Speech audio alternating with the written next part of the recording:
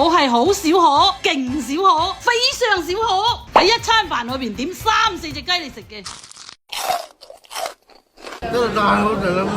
我諗好多人都好似我咁，刷到有靚雞咧，幾犬都想飛過去食。今日嚟到冇雞5店嘅廣州，探一間近排俾啲老廣餵到爆嘅食雞專門店。快啲過嚟，咪搞到雞你排隊啦，見唔見啊？哇，2毫子個籮柚好大，成間店都係白蘭自己嘅，咩意思啊？全部都雞精。咁我哋第一次食呢，就唔睇推介，試一下最基礎嘅，睇係咪靚雞先。招牌白切雞，唔係講笑，真係靚到上得珠江台嘅雞皇爭霸戰。如果你哋唔識睇，咁就要認住呢球啫喱，或者揞牛雞胸，睇下佢會唔會彈起。我就中意落勁多葱蓉，充滿衝擊力。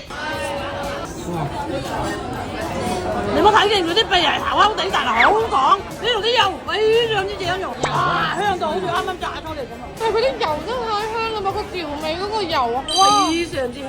睇住肥仔無法收拾的一對手，你就知道幾咁雞有雞味。好厚肉喎，真係啊，真係好味。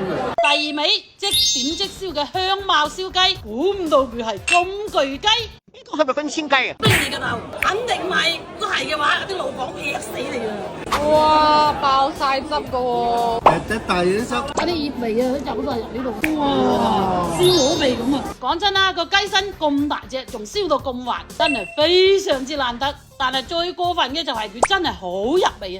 係搣開嘅雞胸就已經充滿啦好茂嘅香茅檸檬味。呢隻雞同埋我哋順德嗰啲燒雞咧，有得揮，乜歌都要走埋一邊，夠大隻，養得夠日子，所以燒啲上嚟，嗰啲口感啊、肉質啊都係一流嘅。但係佢唔係老雞喎，即係我唔驚啲人屌我，試過先好啦，限你屌我啊！救命啊！有骨都要食埋佢。呢個喺你嘅食雞排行榜可以排第幾啊？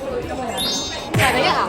第1啊！你講真㗎？係啊，唔係第一第二真係。喺呢度唔同年齡段嘅雞都有安排，真係良心過啲企業。未出世就做雞蛋布丁，後生雞就做菠蘿雞，啲雞65歲退休就做老雞湯。哇！真係慘過做雞。